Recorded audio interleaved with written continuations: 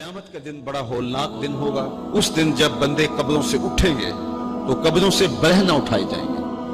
قبروں سے جب اٹھائے جائیں گے تو وہ کفن ان سے اتار لیا جائے گا۔ یہ بات جب ام المومنین سیدہ عائشہ رضی اللہ تعالی عنہا نے سنی تو ان کا وجود تھر تھر کانپنے لگا اور عرض گزار ہوئی، یا رسول اللہ پھر ہمیں ایک دوسرے سے حیا نہیں آئے گی؟ فرمایا عائشہ معاملہ اس سے بھی آگے ہے۔ مطلب کیا؟ اگر کسی کو ہوش رہا تو حیا آئے گی نا۔ ہوش اڑے ہوئے ہوں گے، ہول قیامت طاری ہوگا، بدن کانپ رہے ہوں گے، کلیجے لرز رہے ہوں گے، دل خوف سے پانی پانی ہو رہے ہوں گے، پتے پانی ہو جائیں گے۔ تو حشر کے میدان میں جب لوگ جائیں گے تو سب سے پہلا سوال جو رب لوگوں سے پوچھے گا وہ کیا ہوگا؟ صحیح حدیث میں آتا ہے اِنَّ أَوَّلَ مَا يُحَاسَبُ بِهِ الْعَبْدُ بِصَلَاتِهِ۔ قیامت کے دن بندوں سے اللہ تعالیٰ سب سے پہلا سوال یہ پوچھے گا کہ کیا تم نے نماز پڑھی تھی؟ سب سے پہلا سوال یوم حشر میں قیامت کے دن نماز کے بارے میں۔ اور اللہ تعالیٰ جل شانہ قیامت کے دن لوگوں کو اپنے حضور سجدہ ریز ہونے کا حکم دے گا کہ آج مجھے سجدہ کرو۔ دنیا پر کوئی سجدہ کرتا ہے یا نہیں کرتا؟ قیامت کے دن تو چاہے گا کہ ابھی سجدہ ریز ہو جاؤں، بلکہ کافر بھی چاہیں گے کہ ہم بھی سجدہ ریز ہو جائیں۔ جب اللہ کی طرف سے سجدے کا حکم ہوگا تو بتوں کو سجدہ کرنے والے بھی سوچیں گے کہ آج ہم رب کو سجدہ کریں کہ اس کے حکم کی تعمیل ہو جائے۔ لیکن سجدہ کرنا چاہیں گے تو بے نمازیوں کی کمر اکڑ جائے گی۔ وہ سجدہ کرنا چاہیں گے بھی لیکن سجدہ نہیں کر سکیں گے، اور پھر رب کے سامنے جو ذلت اٹھانا پڑے گی، جو رسوائی اٹھانا پڑے گی، اس کو لفظوں کا پیراہن نہیں دیا جا سکتا۔ اور پھر جو بے نمازی ہوں گے اللہ کے حضور سجدہ نہیں کر پائیں گے، اللہ تعالیٰ انہیں اس صف میں کھڑا کر دے گا جس صف میں فرعون کھڑا ہوگا، نمرود کھڑا ہوگا، حامان کھڑا ہوگا، قارون کھڑا ہوگا، ابی بن خلف کھڑا ہوگا۔ دشمنان خدا جس صف میں کھڑے ہوں گے، بے نمازی کو اس صف میں کھڑا کر دیا جائے گا۔ میری لمبی تقریر نہیں، میں یہ آپ سے پوچھتا ہوں اور اپنے آپ سے پوچھتا ہوں، کیا ہم یہ گوارا کرتے ہیں کہ حشر کے دن ہمیں فرعون کے ساتھ کھڑا کر دیا جائے؟ کیا یہ ہم گوارا کرتے ہیں کہ حشر کے دن ہمیں نمرود کے ساتھ کھڑا کر دیا جائے؟ کیا یہ ہماری طبیعت اس کو برداشت کر سکے گی کہ رسول اللہ کے دشمنوں کے ساتھ ہمیں کھڑا کر دیا جائے؟ اور کیا میری مائیں اور بہنیں اور بیٹیاں یہ گوارا کر سکتی ہیں کہ رسول اللہ کی راہوں میں کانٹے بچھانے والی ام جمیل کے ساتھ انہیں کھڑا کر دیا جائے؟ یقیناً ہم کبھی نہیں چاہیں گے۔ ہم یہ رسوائی کبھی برداشت نہیں کر سکتے۔ ان کے پاس کھڑا ہونا ہی قیامت ہے، ان کے ساتھ کھڑا ہونا ہی عذاب ہے، اور پھر ان کے اوپر لعنتیں بھی برس رہی ہوں گی، اور ان کے چہروں کے اوپر تارکول لک مل دی جائے گی، اور وہ رسوائیوں کے گڑے میں ہوں گے۔ تو ان کے ساتھ کھڑا ہونا تو بہت بڑا عذاب ہوگا۔ اور اگر کوئی تکلیف بدنی نہ بھی ہو تو ہم یہ گوارا نہیں کرتے کہ خدا کے دشمنوں کے ساتھ کھڑے ہوں۔ ہماری تو آرزو یہ ہے کہ بلال حبشی کے ساتھ کھڑے ہوں۔ ہماری تو تمنا یہ ہے کہ داتا گنج بخش علی حجویری کے پاس کھڑا ہونا نصیب ہو جائے، ہمیں بابا فرید کے پاس کھڑا ہونا نصیب ہو جائے، امام اعظم ابو حنیفہ کی قربت میں حضرت امام حسین کی قربت میں کھڑا ہونا نصیب ہو جائے۔ ہم تو یہ چاہیں گے کہ اس زمرے میں آئیں۔ کل میں نے عرض کیا تھا 2 ہی برادری رہ جائے گی قیامت کے دن، باقی ساری برادریاں ٹوٹ جائیں گی، ساری عمارتیں ٹوٹ جائیں گی، صرف 2 برادریاں۔ ایک یہ برادری جس کا سردار ابو جہل ہوگا، ابو لہب ہوگا، اور ایک وہ برادری جس کے سردار محمد عربی ہوں گے۔ اب جو بے نماز ہوگا اس کو کدھر کھڑا کیا جائے گا؟ جدھر ابو جہل ہوگا، جدھر ابو لہب ہوگا، جدھر عتبہ ہوگا، جدھر عتیبہ ہوگا، جدھر ولید بن مغیرہ ہوگا، جدھر فرعون ہوگا، حامان ہوگا، شدید ہوگا، شداد ہوگا، نفدنون ہوگا، قارون ہوگا، دشمنان خدا ہوں گے۔ بے نمازی کو صف میں کھڑا کر دیا جائے۔ 6 گھنٹے کی تقریر نہیں کرتا، ان 2 لفظوں کو سمجھ لیں۔ کیا ہم گوارا کر سکتے ہیں کہ اس صف میں نہ کھڑے ہوں جس صف کی امامت رسول اللہ کر رہے ہوں، بلکہ اس صف میں کھڑے ہوں جہاں فرعون کھڑا ہو، نمرود کھڑا ہو، حامان اور قارون کھڑا ہو؟ تو یقیناً ہم تو اس تصور سے کانپ جائیں کہ ہم ادھر کھڑے ہوں گے۔ تو پھر آج دعا کی اس محفل کے اندر یہ عزم کر کے اٹھو کہ جان جائے تو جائے، نماز نہ جائے۔ 36 پہلے تھے، 39واں عدد تھا حضرت امیر حمزہ کا۔ تو امیر حمزہ کو معمولی شخص تو نہیں تھے، قریش کا ایک معتبر نام تھا۔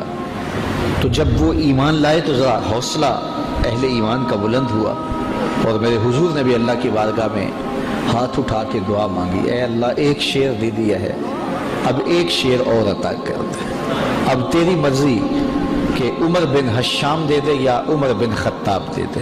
عمر بن حشام یہ ابو جہل کا نام تھا، اور عمر بن خطاب حضرت عمر رضی اللہ تعالی عنہ کے لیے دعا کی گئی، کہا ان دونوں میں سے جو تجھے پیارا لگتا ہے مالک وہ اسلام کو عطا کر دے، 40 کا عدد پورا ہو جائے۔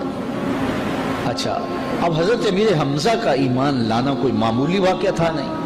قریش سر جوڑ کے بیٹھ گئے، کفار کی صفوں میں کھلبلی مچ گئی، یار یہ اتنا عام شخص بھی چلا گیا، آج کل کوئی اور چلا جائے گا تو پھر تم تو بہت پیچھے رہ جاؤ گے اور مقابلہ نہیں کر پاؤ گے، ابھی وقت ہے تو ابھی کچھ کرو۔ تو 24 سال کی عمر ہے، ہاتھ میں تلوار لیے عمر بن خطاب اس عزم سے گھر سے باہر نکلتا ہے کہ نہ رہے بانس نہ بجے بانسری، میں تو چراغ زندگی بجھا دوں گا اور یہ قصہ ہی پورا کر دیتا ہوں۔ آج حمزہ ایمان لائے، کل کوئی اور ایمان لے آئے گا۔ تو عمر گھر سے نکلے اور دل میں ارادہ یہ تھا کہ بانی اسلام کی زندگی کا چراغ بجھا کے واپس پلٹوں گا۔ جوش ہے، جنون ہے، جذبہ ہے اور آنکھوں میں خون اترا ہوا ہے، تلوار لہراتے ہوئے مست ہاتھی کی طرح چل رہے ہیں۔ 24 سالہ جوان گھر سے باہر نکلتا ہے، لیکن تقدیر ہنس ہنس کے کچھ اور ہی کہہ رہی ہے۔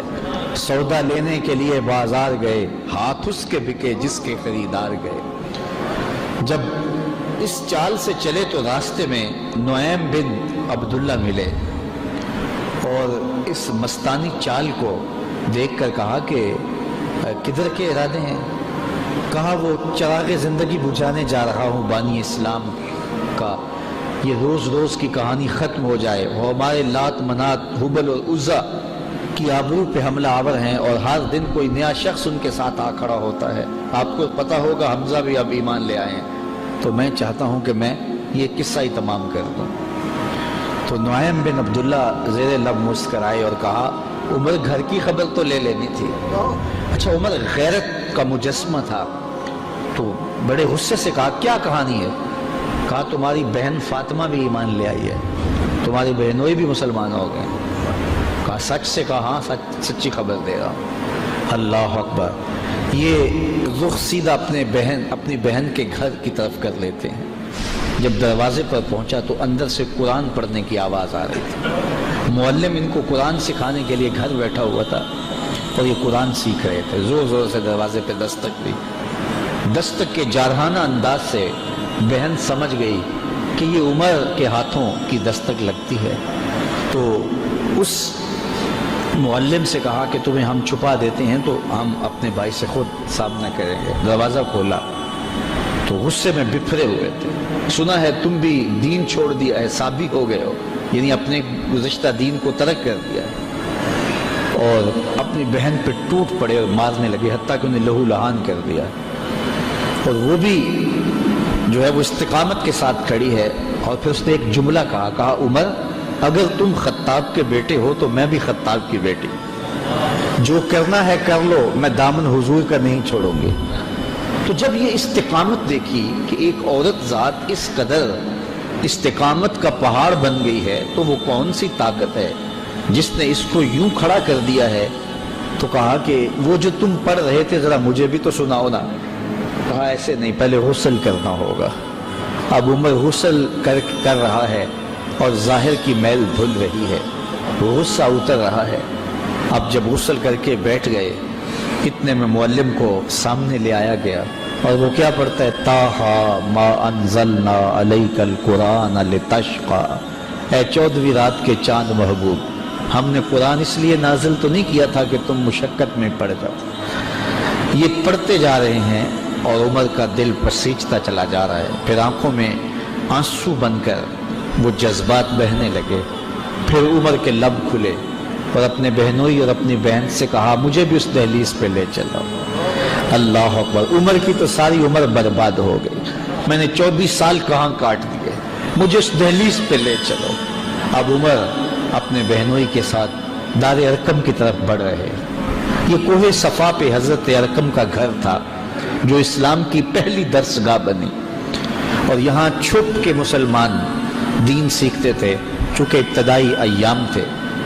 تو جب عمر کو آتے ہوئے دیکھا تو کسی نے دروازے کی درزوں سے دیکھا کہ عمر آ رہے ہیں، تو کہا کہ عمر آ رہے ہیں۔ عمر کی ہیبت تو تھی، تو امیر حمزہ کہا کہ اگر اچھے ارادے سے آئے ہیں تو استقبال کریں گے، خوش آمدید کہیں گے، لیکن اگر برے ارادے سے آئے ہیں تو ان کی تلوار سے ان کی گردن کاٹیں گے۔ اور جب دروازہ کھلا اور عمر اندر آئے تو آقا کریم علیہ السلام نے ان کے گلے کے اندر جو کپڑا تھا اس کو پکڑ کے ایسے جھٹکا دیا، اور ساتھ کا عمر وہ وقت نہیں آیا کہ تم اسلام قبول کر لو۔ اللہ اکبر، بس وہ جھٹکا دینے کی بات تھی تو عرض کی حضور وہ وقت آ گیا ہے، اور عمر کے لبوں پہ کلمہ توحید جاری ہو گیا۔ تو ارقم رضی اللہ تعالیٰ عنہ کے گھر میں بیٹھے ہوئے ان صحابہ نے بلند آواز سے کہا اللہ اکبر، مکے کی وادیاں گونج اٹھی۔ اور پھر حضرت عمر ایمان لانے کے بعد پہلی بات جو حضور سے کرتے ہیں، کیا حضور ہم حق پہ نہیں ہیں؟ حضور نے فرمایا ہم حق پہ ہیں۔ کہا اللہ کا دین سچا نہیں ہے؟ فرمایا اللہ کا دین سچا ہے۔ آپ اللہ کے سچے رسول نہیں ہیں کیا؟ کہا میں اللہ کا سچا رسول ہوں۔ تو کہا پھر ہم چھپ چھپ کے عبادت کیوں کریں؟ اللہ اکبر۔ تو کہا سین حرم میں چلتے ہیں۔ اب مسلمانوں کی دو صفیں بنی، ایک صف کے آگے حضرت امیر حمزہ تھے اور ایک صف کے آگے حضرت عمر بن خطاب تھے، حضور درمیان میں تھے، اور یہ قافلہ 40 افراد پر مشتمل مسجد حرام میں پہنچا اور پہلی نماز کھل کے پڑھی گئی۔ حضرت عبداللہ ابن مسعود رضی اللہ تعالیٰ عنہ فرماتے ہیں عمر کا اسلام لانا اسلام کے لیے عزت تھا۔ اللہ اکبر۔